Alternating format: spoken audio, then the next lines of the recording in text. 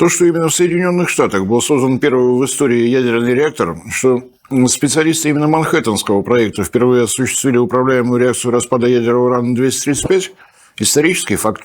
Как фактом является и то, что первым направлением использования ядерной энергии Пентагон сделал создание ядерного оружия. Как и то, что штатам принадлежит сомнительная честь являться единственным государством, использовавшим ядерное оружие против беззащитного населения японских городов. Но я, конечно, не про моральный аспект. В истории США вообще не было ни одного случая, когда они их принимали бы во внимание. В очередной раз выскажу свое личное оценочное мнение. Государство, созданное и существующее в буквальном смысле слова на костях уничтоженных и уничтожаемых ими народов, я ненавижу глубоко и совершенно искренне. Но это не повод не видеть достигнутых ими успехов. Врага надо знать в лицо, уметь анализировать его действия, чтобы как можно более надежно купировать исходящие от него опасности. Так что просто констатируем. Штаты были первопроходцами, пионерами в атомной энергетике. Собранные ими в невероятный коллектив ученые едва ли не со всего мира обеспечили этой стране научный приоритет. Аккуратно ограбленная послевоенная Западная Европа дала существенное преимущество перед выбирающимся из страшнейшей войны Советским Союзом с экономической точки зрения. Темпы создания все новых атомных боезарядов в первые послевоенные годы в Штатах были куда как выше, чем в нашей стране, которая была вынуждена отвечать на очевидную попытку безнаказанного уничтожения. Самая демократичная демократия понимает только один язык, характерный для бандитских разборов. Да, ты наверняка сможешь меня грохнуть, но перед этим я успею выбить тебе глаз, свернуть на бок челюсть и вырвать печень. Рискнешь? Дипломатические изыски могут радовать филологов и юристов, но суть вот такого диалога от этого не меняется. Можете у Ким Чен Ына поинтересоваться. Не рискует. Просто факт. Но не рискует идти именно в лобовую атаку. А вот любых попыток какими-то другими методами ослабить противника – это запросто. Это мы с вами вздрогнули от экономических рестрикций в наш адрес в 2014 году. А Северная Корея едва ли не с момента своего образования под ними. Этот подход используется Западом с момента появления на политической карте Советской России. Вот только что после Великой Октябрьской социалистической революции, что после победы с экономическим давлением на нашу страну были проблемки. Доллар у нас не использовался. В системе международного разделения труда с капиталистическим миром СССР участия не принимал. Но и политтехнологии в послевоенных штатах были не чета нынешним. Я хочу рассказать о том, как вот это сочетание передовых технологий с политтехнологическими приемами обеспечили этой стране десятилетия лидерства в атомной отрасли в западном полушарии. Несмотря, кстати, на то, что Англия сумела построить свою первую атомную электростанцию по собственным технологиям на несколько лет раньше, чем ее заокеанский кузен. Ну а то, что на день сегодняшний и Штаты, и Британия разучились строить атомные энергоблоки, отдельная тоже большая история. И да, обращаю ваше внимание, что описываемые события происходили куда как раньше, чем появился такой привычный в наше время договор о нераспространении ядерного оружия. Он был открыт к подписанию и ратификации только в 1968 году. Действующие ныне ограничения по обогащению урана по изотопу 235 для исследовательских реакторов и энергетических реакторов 20%, было сформулировано в МАГАТЭ в 1978 году. Напомню, что еще один основополагающий на сегодня международный документ, договор о всеобъемлющем запрещении ядерных испытаний, был утвержден Генеральной Ассамблеей ООН и вовсе в 1996 году. Нынешние энергетические реакторы поколения 3+, это результат огромного эволюционного развития от реакторов 50-х годов. Это сейчас энергетические реакторы обязаны иметь многоэшелонные системы активной и пассивной защиты, системы резервного электропитания и так далее. А в 50-е годы об этом еще никто и не думал. Тогда было важно освоить сами принципы получения электрической энергии за счет использования энергии ядра урана с максимальным экономическим эффектом. Все прочее было вторичным. Отсюда и такое количество проектов реакторов самых разных типов. Шел активный поиск оптимальных вариантов по тому самому принципу цена и качество. В общем, сплошная атомная романтика, когда исследовательский реактор с обогащением топлива по урану-235 в 90 с лишним процентов ничем выдающимся не был. И обогащение топлива нынешних лодочных реакторов на таком вот уровне – это отголоски как раз той поры. Я позволил себе вот такой минимальный экскурс только для того, чтобы была понятна общая ситуация в атомном проекте, который усилиями именно американцев стал стремительно приобретать статус международного. К 1953 году на территории Штатов работали 11 промышленных реакторов, без остановок нарабатывавших плутоний-239. Строился уже второй газодиффузионный завод по обогащению урана до частоты по урану-235 в 93%. Именно ее называют оружейной частотой. В 1952 году до своей атомной бомбы дотянулась Англия. тем самым увеличив потенциал свежесозданного блока НАТО. Советский Союз в это время невиданными темпами поднимал свою экономику, в том числе и ту сверхсекретную ее часть, которая отвечала за разработку и наработку атомного и ядерного оружия. При этом нельзя было сказать, что бомбардировка Хиросимы и Нагасаки принесли большие симпатии к Америке в мире. Речь Рузвельта, которую он произнес 8 декабря 1953 года на заседании Генеральной Ассамблеи ООН, для краткости называют «Atoms for Peace» – «Speech» – «Атом во имя мира».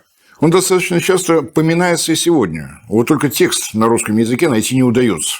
Уж не знаю, по каким именно причинам. Потому уж, извините, но выдержки будут в моем машинном переводе. Кто-то речь Рузвельта хвалит. Она стала первой инициативой по созданию МАГАТЭ. Она дала возможность многим странам присоединиться к атомному проекту, который переставал быть сугубо военным. Есть и другие мнения, но давайте сначала цитату. «Я чувствую себя обязанным говорить сегодня на языке, который в некотором смысле является новым, на языке, который я, проведший так много своей жизни в военной профессии, предпочел бы никогда не использовать. Этот новый язык – язык атомной войны. Атомный век продвинулся вперед такими темпами, что каждый гражданин мира должен иметь некоторое представление о масштабах этого развития, имеющее первостепенное значение для каждого из нас. Мой рассказ об атомной опасности и мощи обязательно изложен в терминах Соединенных Штатов, поскольку это единственные неопровержимые факты, которые я знаю. 16 июля 1945 года Соединенные Штаты осуществили самый большой в мире атомный взрыв. С того дня, в 1945 году, Соединенные Штаты Америки провели 42 испытательных взрыва. Атомные бомбы более чем в 25 раз мощнее оружия, с которым начался атомный век, в то время как водородное оружие находится в диапазоне миллионов тонн тротилового эквивалента. Сегодня запасы атомного оружия Соединенных Штатов, которые, конечно, увеличиваются ежедневно, во много раз превышают общий эквивалент всех бомб и снарядов, выпущенных каждым самолетом и каждым орудием на каждом театре военных действий за все годы Второй мировой войны. Одна авиагруппа, будь то на воде или на суше, теперь может доставить к любой достижимой цели разрушительный груз, превосходящий по мощности все бомбы, сброшенные на Британию за всю Вторую мировую войну. Развитие атомного оружия было таким, что атомное оружие фактически достигло статуса обычного в наших вооруженных силах. В Соединенных Штатах армия, флот, военно-воздушные силы и корпус морской пехоты способны использовать это оружие в военных целях.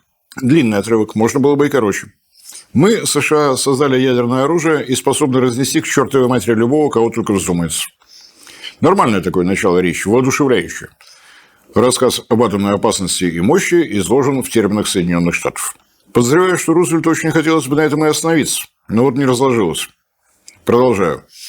Но страшная тайна и устрашающие двигатели атомной мощи принадлежат не только нам. В первую очередь этим секретом владеют наши друзья и союзники – Великобритания и Канада, чей научный гений внес огромный вклад в наше оригинальное открытие и конструкции атомных бомб. Секрет также известен Советскому Союзу. Советский Союз сообщил нам, что в последние годы он выделил значительные ресурсы на атомное оружие. За этот период Советский Союз взорвал ряд атомных устройств, включая, по крайней мере, одно, включающее термоядерные реакции. Если когда-то Соединенные Штаты обладали тем, что можно было бы назвать монополией на атомную энергию, то эта монополия прекратила свое существование несколько лет назад. Явно досадно главдемократу тех лет. Но вот так сложилось. Продолжаю. И хотя наш более ранний старт позволил нам накопить то, что сегодня является большим количественным преимуществом, сегодняшние атомные реалии охватывают два факта еще большего значения. Во-первых, знания, которыми сейчас обладают несколько стран, в конечном итоге будут разделены другими, возможно, всеми другими. Во-вторых, даже огромное превосходство в количестве оружия и вытекающая из этого способность к разрушительному ответному удару сами по себе не являются профилактикой против ужасающего материального ущерба и человеческих жизней, которые будут нанесены внезапной агрессией.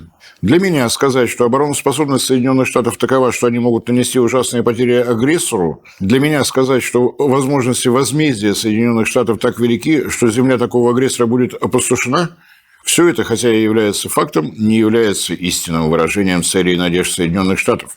Очень хочется еще разок всех как следует запугать. Но, похоже, к этому времени Штатам уже было известно, что такое баллистическая ракета Р-2, и то, что группа Королёва и не думала останавливаться на достигнутых результатах. Атлантический океан перестал быть неодолимым препятствием. А потому продолжу цитировать Рузвельта. Остановиться на этом означало бы подтвердить безнадежную окончательность веры в то, что два атомных колосса обречены злобно смотреть друг на друга бесконечно через дрожащий мир. Моя страна хочет быть конструктивной, а не разрушительной. Она хочет соглашений, а не войн между странами. Она хочет жить в свободе и в уверенности, что народы любой другой страны в равной степени пользуются правом выбора собственного образа жизни. Видите, какая на мне красивая овечья шкура? Видите? Вот и не обращайте внимания на мой же волчий оскал. Пусть никто не говорит, что мы избегаем стола переговоров. Мы никогда не предлагали и не будем предлагать, чтобы Советский Союз отказался от того, что по праву принадлежит ему.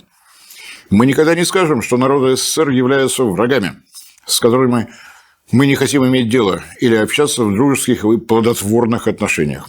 Красиво, правда? Меняем слова «Советский Союз» на слова «Российская Федерация» и получаем текст, который с чистой совестью можно отдать на озвучку Дональду Трампу. Продолжаем.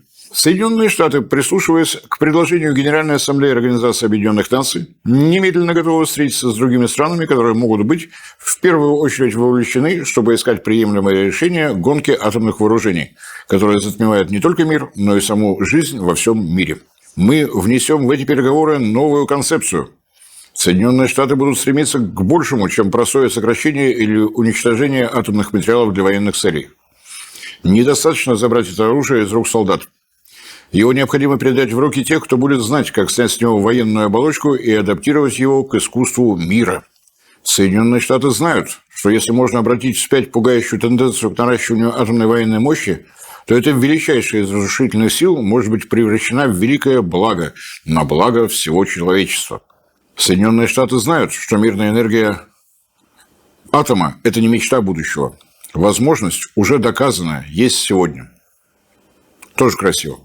Жаль, что вранье, поскольку строительство первой американской атомной электростанции Шиппингпорт началось в сентябре следующего, 1954 года, а в эксплуатацию ввели только в 1958 году.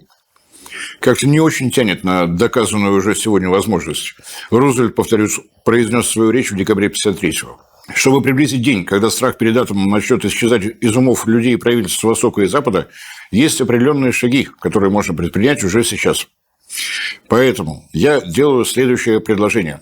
Правительства стран, вовлеченных в этот процесс, в той мере, в какой это допускается элементарной осмотрительностью, должны начать сейчас и продолжать делать совместные взносы из своих запасов обычного урана и расщепляющихся материалов в Международное агентство по атомной энергии.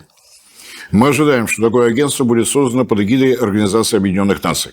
Агентство по атомной энергии может быть назначено ответственным за изъятие, хранение и защиту предоставленных расщепляющихся и других материалов. Изобретательность наших ученых обеспечит особые безопасные условия, при которых такой банк расщепляемых материалов может быть по существу защищен от внезапного захвата. Это призыв к созданию нового органа ООН, который в 1958 году получил название МАГАТЭ. Это призыв к созданию Международного банка расщепляющихся материалов, разместить который Рузвельт предложил на территории США. Изобретательность наших ученых, а не каких-то иных. Цитирую. «Эксперты будущего агентства будут мобилизованы для применения атомной энергии для нужд сельского хозяйства, медицины и других мирных видов деятельности. Особой целью будет обеспечение обильной электроэнергии в энергодефицитных районах мира. Таким образом, вносящие вклад державы будут посвящать часть своей силы служению нуждам, а не страхам человечества. Соединенные Штаты будут более чем готовы.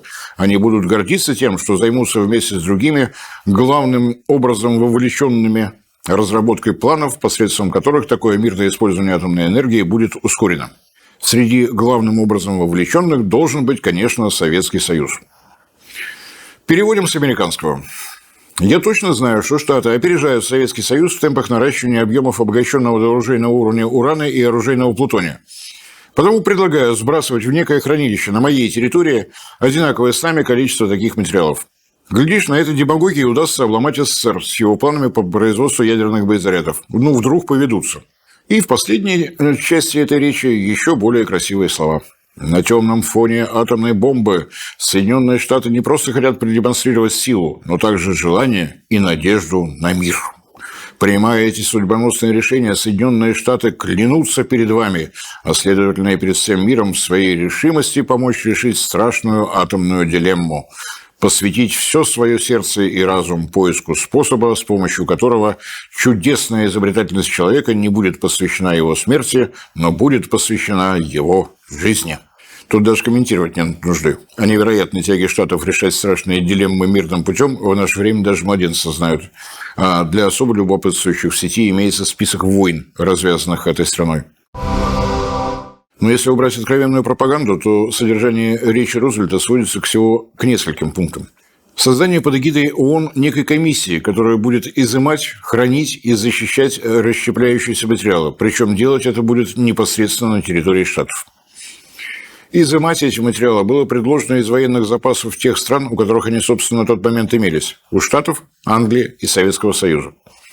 А вот решать страшную атомную дилемму, по замыслу Рузвельта, предстояло американским специалистам. Вот прямо посвятить свое сердце и разум.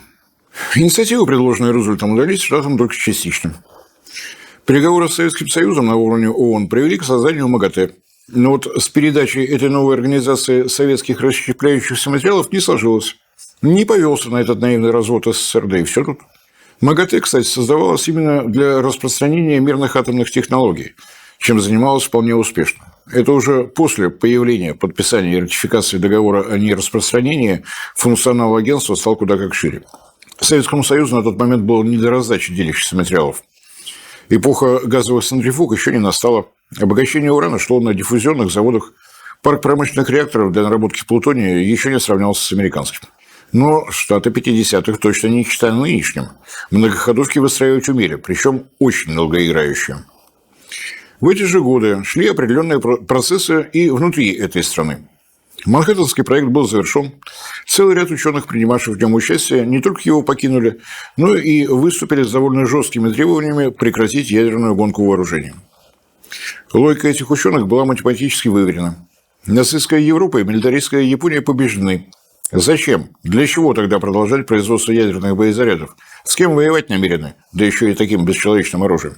С таким настроением слона не продать, подумали соответствующие руководители атомной отрасли США.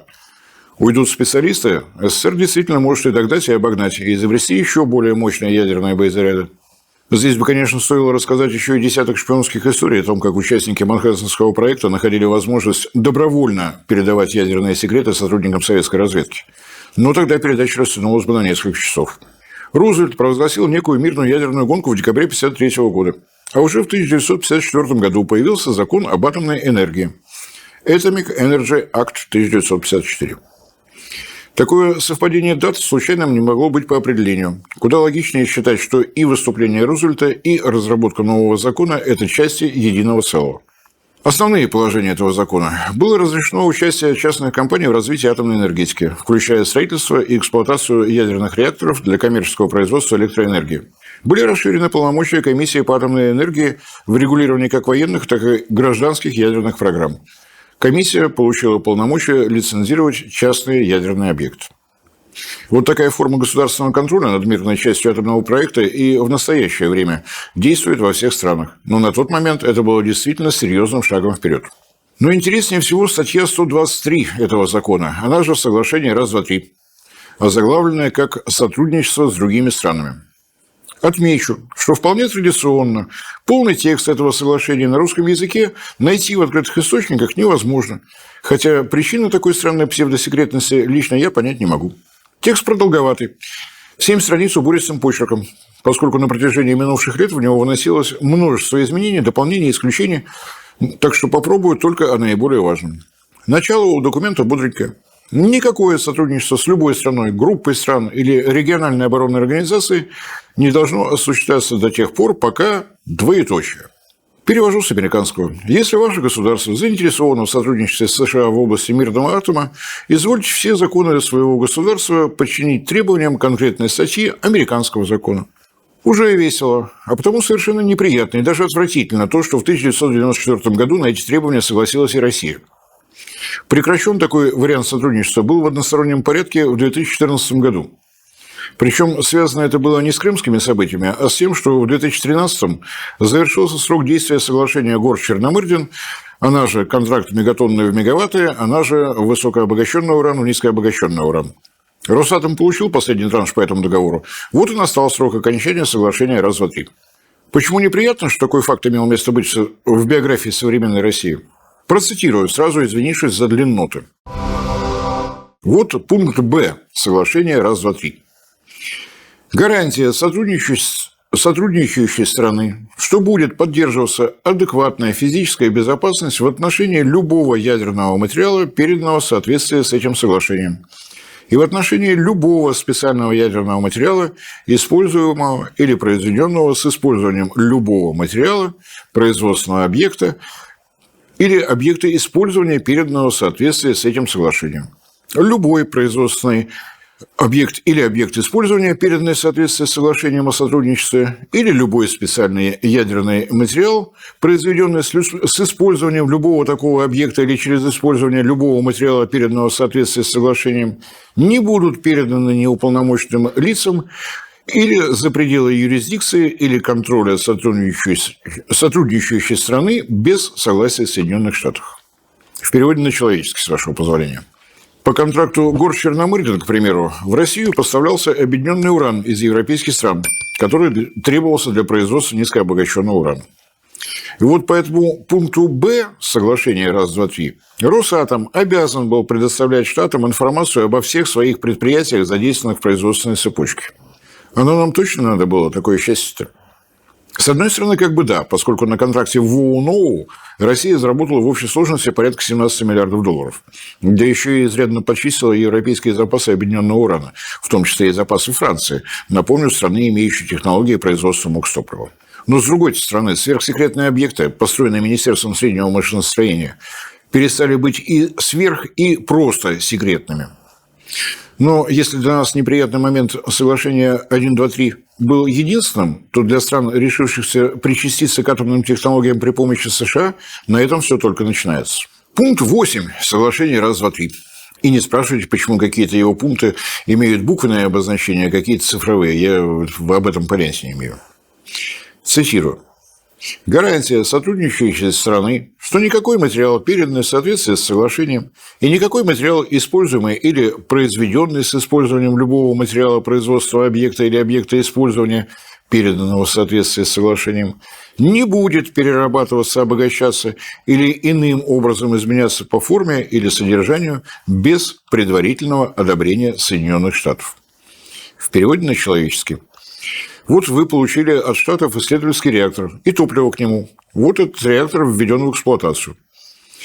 Предположим, что направление ваших научных исследований – создание изотопов, необходимых для ядерной медицины. Это переработка топлива, полученного из Штатов? Переработка. Вот и будьте добры отчитаться обо всех своих экспериментах и о полученных результатах.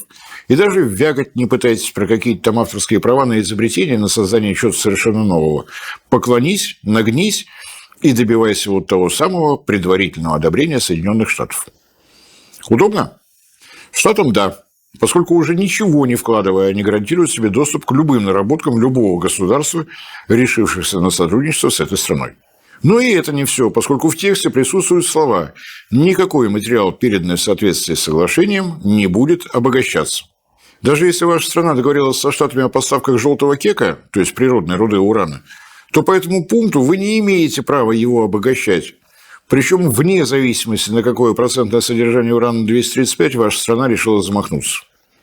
Подписал соглашение – все. Ты подписался получать обогащенный урановый продукт в виде ядерного топлива только и исключительно из Штатов. Чуть позже пункт 8 был дополнен требованием не заниматься переработкой облученного ядерного топлива. Его полагается передавать компаниям и организациям по согласованию с американцами. С одной стороны, это действительно забота о соблюдении договора о нераспространении ядерного оружия, поскольку теоретически облученное ядерное топливо может стать источником получения плутония. По этому поводу, кстати, до сих пор не до конца устранены трения между Росатомом и МАГАТЭ. В МАГАТЭ есть мнение, что технологии производства МОКС и СНУП топлива позволяют извлекать плутоний, который якобы может быть пущен на производство ядерных боезарядов. На стороне МАГАТЭ смутные подозрения, в стиле как бы что ни вышло. А на стороне Росатома физика. В облученном ядерном топливе энергетических реакторов образуются в равных пропорциях сразу 3 изотопа плутония: 239, 240 и 241. Их физически невозможно отделить друг от друга. Изотоп с счетным номером, что урана, что плутония, гарантирует эмбарго на любой интерес со стороны военных. Сегодня без подробностей, просто как факт. Наличие плутония-240 – это непредсказуемое поведение боезаряда. Он может просто не отреагировать на сигнал о подрыве, может сдетонировать, когда ему вздумается, может в несколько раз снизить мощность. В общем, такой хоккей нам не нужен. Извините, отвлекся. Пункт 8 соглашения «Раз, два, три» – это приговор получать ядерное топливо только от американских компаний. А что касается облученного топлива, то с середины 70-х это уже проблема той страны, в которой АЭС на этом топливе эксплуатируется. Именно в 70-е годы в Штатах появился закон, который приравнял облученное ядерное топливо к высокоактивным отходам, что дало два следствия.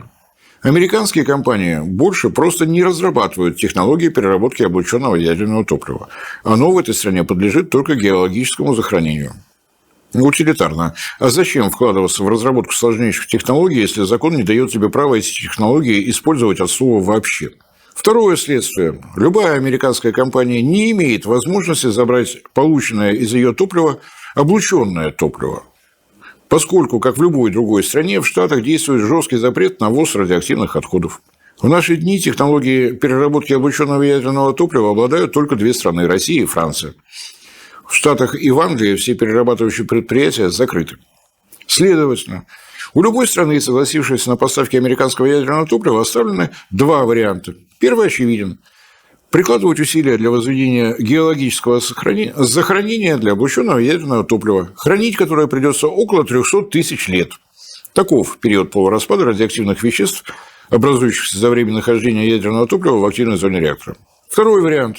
Каким-то образом договориться с Францией о том, что она примет на переработку чужое для нее облученное ядерное топливо. Трудности очевидны.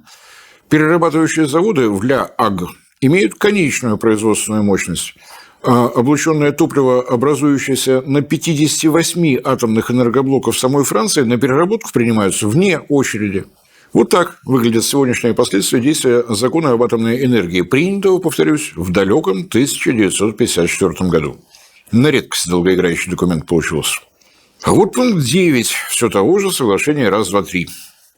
Гарантия сотрудничающей стороны, что никакие расщепляющиеся материалы, передаваемые в соответствии с соглашением, или извлеченные из любого источника или специального ядерного материала, переданного таким образом, или из любого источника или специального ядерного материала, использования на любом производственном объекте или установке использования, переданной в соответствии с соглашением о сотрудничестве, не будет храниться в любом объекте, который не был заранее одобрен Соединенными Штатами. В переводе. Прежде чем получить из Штатов реактор или топливо к нему, готовь к осмотру все места хранения, все локации, где будут идти работы. И, разумеется, будь готов, что Штаты еще и инспектировать все это будут. Определяет соглашение «Раз, два, три» и порядок взаимодействия с Соединенными Штатами в том случае, если вы намерены получить от них исследовательский реактор и топливо к нему. Сначала запрос на право подписать это вот соглашение. Затем инспекция американских специалистов, чтобы они убедились во всем, что только можно придумать. Оценка мест размещения реактора и хранилища топлива. Оценка соответствия требованиям договора о нераспространении. Дополнительный пункт после ратификации самого договора о нераспространении ядерного оружия. Ваши договоры с любыми другими странами по сотрудничеству в атомной отрасли и вплоть до личных дел будущих сотрудников, дабы выявить среди них агентов страшного и ужасного КГБ. Если коротко, наизнанку вывернись. Все секретные секреты открой. Секретные секреты – это направление задуманных вами исследований, результаты которых вы уже заранее обязаны раскрывать перед американцами и быть готовыми, что часть научной работы они тебе просто запретят, поскольку зачем им даже потенциальная конкуренция. После того, как был принят этот закон, инициатива Рузвельта приобрела законченный вид. Штаты действительно готовились к распространению атомных технологий в странах, не стремившихся к разработке собственного ядерного оружия за собственный счет. Но оговорки и ограничения, содержащиеся в соглашении «Раз, два, три», показывают, что реальное стремление было несколько иным. Штаты намеревались расширять сферу своего технологического влияния. Вторая цель – опередить своего единственного на тот момент реального конкурента – Советский Союз. Финансовые возможности у Штатов на тот момент были просто превосходные. Благодаря плану Маршалла деньгами США снабжала вся Западная Европа. Частичный успех сопутствовал Штатам даже в Восточной Европе. Среди стран, рискнувших подписать соглашение «Раз, два, три», Числилась и Румыния. На тот момент, напомню, Социалистическая Республика Румыния, входившая на момент подписания в состав и Совета экономической взаимопомощи, и Варшавского договора. Одним из первых изменений текста соглашения «Раз, два, три» стали положения, входящие в так называемый «золотой стандарт». Страны, подписавшие соглашение, добровольно отказываются от разработки технологий по обогащению урана по изотопу уран-235 и соглашаются на передачу облученного топлива только тем компаниям, которые будут указаны штатами. Без права на разработку технологий по переработке облученного топлива соглашаются на постоянные инспекции со стороны США всех своих атомных объектов, от мест хранения делящихся материалов до научных лабораторий включительно. В последние годы требования американских инспекций ушли в прошлое. На их место приходят гарантии МАГАТЭ. Эта идиома гарантии МАГАТЭ слышна чуть ли не каждый день. И мы даже не отдаем себе отчета в том, что это юридический термин. Гарантия МАГАТЭ – это система инспекций и проверок использования ядерных материалов в мирных целях в рамках договора о нераспространении ядерного оружия, контролируемая агентством. Сам договор о нераспространении имеет основополагающий принцип. Государства, обладающие ядерным оружием, несут ответственность за работу по разоружению, а государства, ядерным оружием не обладающие, должны подчиняться гарантиям МАГАТЭ. Для реализации вот этих гарантий метод ровно один. Регулярная инспекция МАГАТЭ во всех странах, не обладающих ядерным оружием, сбор и анализ полученной таким образом информации. Цель одна. Уверенность, что расщепляющиеся материалы используются только в мирных целях, то есть для генерации электроэнергии и наработки изотопов, необходимых для промышленности, сельского хозяйства и медицины. Вот наши обогатительные мощности. Можете убедиться, что по урану-235 мы не поднимаемся выше 20%. Вот хранилище облученного ядерного топлива. Можете убедиться, что мы из него пинцетом плутоний-239 не выковыриваем. Вот исследовательские реакторы и наши ускорители. Здесь тоже нет попыток нарабатывать оружейные частоты уран и плутоний-239. Идея, в общем, понятная, но, как говорится, есть нюанс. Государство, соглашающееся на следование гарантиям МАГАТЭ, само определяет все объекты, на которых будут трудиться инспекторы МАГАТЭ. Явно слабое место, но в более жестком виде ни одно государство на подписание под гарантиями идти не желало, справедливо полагая, что вольность обследовать всю территорию страны в поисках незадекларированных ядерных объектов – это совсем уж унизительно, или на юридическом языке нарушает суверенитет и самостоятельность государства. Противоречие вполне очевидное. МАГАТЭ прикладывает максимум усилий для того, чтобы все положения договора о нераспространении исполнялись всеми государствами до последней запятой, а государства, развивающие у себя атомные технологии, желают самостоятельности и автономности. Компромисс был найден при помощи технических средств. Оборудование, которым оснащаются инспекторы МАГАТЭ, позволяет им успешно обнаруживать даже минимальные концентрации не только изотопов плутония, но и изотопов урана с концентрацией, превышающей пороговые 19,75% по содержанию урана-235. МАГАТЭ, напомню, это подразделение ООН. И именно в ООН отчеты об опасных инцидентах и направляются, чтобы в дело могли вмешаться Совет Безопасности и далее Генеральная Ассамблея. Вот на этом я сегодня остановлюсь, хотя мотивы, по которым страны отказываются не только от гарантии МАГАТЭ, но и от подписания договора о нераспространении ядерного оружия и даже выходят из состава МАГАТЭ напрочь, интересны и разнообразны. Это касается отнюдь не только Исламской Республики Иран, но и Индии, Пакистана, Корейской Народно-Демократической Республики, Израиля, ЮАР, США и даже России. Но к энергетике эта тема относится, так скажем, постольку-поскольку. Если, тем не менее, она кажется интересной, пишите в комментариях, обязательно прочитаю. Гарантия МАГАТЭ – механизм куда как более справедливый по отношению ко всем странам-новичкам в атомной отрасли. Но гарантии МАГАТЭ никоим образом не отменяют действия соглашения «Раз, два, три». Они сосуществуют все эти годы. На сегодняшний день соглашение «Раз, два, три» подписало около 50 государств, добровольно и с песней. А тех, кто вышел из этого соглашения и возвращаться не намерен, долго считать не придется – Россия и Иран. Почему страны вообще идут на подписание соглашения «Раз, два, три»? Да нет за таким решением ничего, кроме двух вещей – прагматизма и согласия на доминирующую роль Штатов. Это ведь удобно. Подпись поставил, в парламенте через ратификацию протащил, и вот тебе технологии, вот тебе помощь с подготовкой специалистов. Ну, правда, еще эти нужны, деньги. Но это потом, поскольку и с кредитами помощь оказывалась, с кредитами дешевыми и длинными. Еще одна причина для подписания соглашения «Раз, два, три» – пресловутые особые дружеские отношения с США. В переводе с американского в случае существенной зависимости от этого славного государства. Классический пример последнего времени – ситуация, сложившаяся в Саудовской Аравии. Еще в начале десятых годов этого века саудиты пригласили к себе китайских геологов. Вот вам денежка, поищите у нас хоть что-нибудь, кроме нефти. Китайцы и поискали. Нашли вполне приличное месторождение урановой руды.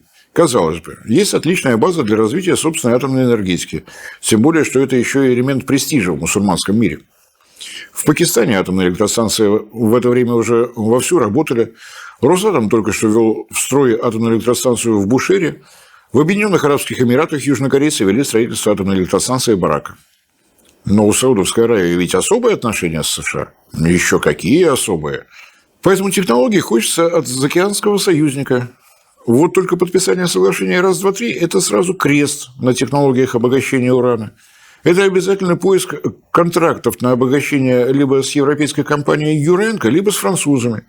И это далее головная боль с переработкой или захоронением облученного ядерного топлива. Вот это общество Саудовской Аравии уже 10 лет на одном месте. Все никак условия тендера для строительства АЭС не выработают. Весело? Не скучно? А тем временем Росатом на завершающих этапах атомной электростанции в Турции, в полный рост развернуто строительство атомной электростанции Эль-Дабаа в Египте, продолжается расширение атомной электростанции Бушер в Иране, совсем скоро выйдет на минимально контролируемый уровень атомной электростанции в Бангладеш. Поэтому давайте уж вещи своими именами называть. Соглашение раз, два, три, которое, если верить его разработчикам, должно было ускорить развитие атомных технологий по всему миру, еще в начале этого века превратилось в откровенный тормоз, в гирю на ногах. Но вернемся в 50-е. Как видите, ситуация, складывающаяся в мировом атомном проекте в те годы, до сих пор существенно влияет на его развитие. Зафиксируем еще один примечательный факт, не будем стесняться. Вот не было в Советском Союзе никаких соглашений раз, два, три. Но что это изменило в отношениях со странами народной демократии? Они же страны-члены Совета экономической взаимопомощи, они же ныне в корень независимые страны Восточной Европы. Они ведь теперь поголовно в составе Евросоюза и НАТО. И мы с некоторым удивлением и с большим облегчением видим, что на атомной отрасли это отразилось никак. СССР и не думал передавать этим прекрасным, замечательным союзникам ни технологии наработки оружейного плутония, ни обогащения урана, ни переработки облученного ядерного топлива. Как говорят в большом телевизоре, случайно? Я вот лично так не думаю, имею на то право. Такое впечатление, что в те далекие годы, когда существовал социалистический лагерь, когда мы изо всех сил дружили с восточноевропейскими народами, конкретно в Министерстве среднего машиностроения, в эту дружбу верили приблизительно никак. Атомные электростанции в ГДР, в Чехословакии, в Венгрии, в Болгарии, да, строили. Исследовательский реактор появился даже в Польше. А вот с передачей чувствительных технологий, пожалуйте, бриться. Выводы можно делать, конечно, какие кому больше нравятся, а я просто напомнил факт, о котором говорят нечасто. Итак, к середине 50-х на вооружении Штатов имелись целых два инструмента, которые должны были гарантировать им расширение сферы технологического влияния в атомной отрасли, монополию на обогащение урана для наук, науки и энергетики и доступ к любым будущим чужим исследованиям и открытиям. Это та самая программа Рузвельта «Атом во имя мира» и соглашение раз, два, три. Кроме того, были начаты переговоры о создании МАГАТЭ, в котором Штаты надеялись получить главенствующую роль. С последним получилось не очень. Подозреваю, что по той причине, что советским МИДом в это время твердой рукой руководил Вячеслав Молотов. Для старта двойной комбинации, то есть разворачивания кампании по подписанию о сотрудничестве по программе Рузвельта и по соблюдению требований соглашения раз, два, три, не хватало уже действительно только технических возможностей. Закон об атомной энергетике закреплял частную собственность будущих американских АЭС. Все станции, которые когда-либо были построены на территории этой страны, принадлежат исключительно частным энергетическим компаниям. У государства США ни в одном проекте ни одной акции нет и не было. Следовательно, для того, чтобы атомные энергоблоки по американским технологиям начали шагать по планете, требовалось время. Частники должны были разработать коммерчески выгодные проекты атомных энергоблоков. Государственная поддержка этим частникам имела место быть. Таких компаний было отнюдь немного. Атомная энергетика – это не бизнес на уровне «купи-продай». Тут требуется серьезная научная, технологическая, конструкторская, инженерная база и солидные финансовые возможности. Тяжеловесный такой бизнес, прямо скажем, крайне непростой. Но промедление на старте несло риски того, что на лидирующей позиции мог вырваться Советский Союз. А в условиях холодной войны, которая в те годы находилась в горячей фазе, такое было недопустимо. И тут, как черт из табакерки, во все эти проекты ворвался Эдвард Теллер, настоящая легенда военного атомного проекта США. Австро-венгр по гражданству, родившийся в еврейской семье. Физическое образование он получил в Германии. Диссертацию писал под руководством Нобелевского лауреата Вернера Гейзенберга. В 1933-м Международный комитет спасения помог ему выбраться из Германии в Англию, но уже в 1935 году он поступил на должность заведующего кафедрой физики в университете Джорджа Вашингтона. Гражданство США Теллер получил в 1941-м в Манхэттенском проекте с момента его создания. Неистовый антисоветчик, Теллер стал фактически лидером ядерной гонки вооружения после того, как Оппенгеймер расплевался с Пентагоном. Теллер приложил массу усилий для того, чтобы Пентагон продолжал финансирование разработки и создания теперь уже не атомного, а термоядерного оружия. Руководитель программы подземных взрывов, яростный противник запрещения ядерных испытаний. В течение 20 лет Теллер консультировал и направлял израильское научное сообщество по ядерной тематике. В общем, прекрасный человек, клейма ставить негде. Мое оценочное мнение, если что. Именно Эдвард Теллер стал инициатором разработки знаменитого исследовательского реактора 3Г – Training Research Isotopes General Atomic, где General Atomic – название компании-разработчика. И больше всего в описании истории этого реактора нравится традиционное начало. Обычно звучит так. Летом 1956 года Теллер возглавил группу молодых физиков-ядерщиков в Сан-Диего для разработки безопасного по своей природе реактора. Ну и далее по тексту. Вот так представляется картинка. На городской площади на скамеечке сидит Теллер, вокруг него молодежь собралась. Изящно. Сан-Диего – это город в Калифорнии, в котором работает Калифорнийский университет. В 1952 году по инициативе Теллера в университете появилась новая структурная единица, ныне известная как Ливерморская национальная лаборатория. Одна из двух лабораторий в США, основополагающей задачей которых являлась и является разработка термоядерного оружия. Они отвечают за безопасность и надежность ядерного оружия штатов. Собрались некие джентльмены в скверике города Сан-Диего и от нечего делать приступили к разработке исследовательского реактора, поскольку им Теллер подсказку подсказал. Вот в это верите, что ли? В то, что Теллер, известный гуманист и просветитель, по собственной инициативе вот такой проект из собственной головы извлек, извините, не смешно. Штатам требовался инструмент, способный запустить программу «Атом для мира» и соглашение 1, 2, 3. Недорогой исследовательский реактор. Его разработкой занялась частная компания General Atomic, выполнявшая подрядные работы и отдельные эксперименты в интересах Ливерморской лаборатории в создании ядерного оружия. Финансировалось все это государственным бюджетом штатов. Не вижу ни одной случайности, как нет ее и в том, что для реактора Трига, который, к примеру, был поставлен в Иран, в качестве топлива использовался уран с обогащением по изотопу 235 в 93%. Не иначе, как исключительно частная компания General Atomic имела полное право на такую степень обогащения. Ну, такая эффективная частная инициатива. И вот только после такого предисловия я попробую вернуться к ранее заявленной теме – к участию Штатов в появлении, становлении ядерных программ Ирана и Пакистана. Предысторию знать полезно. Ну, мне так кажется.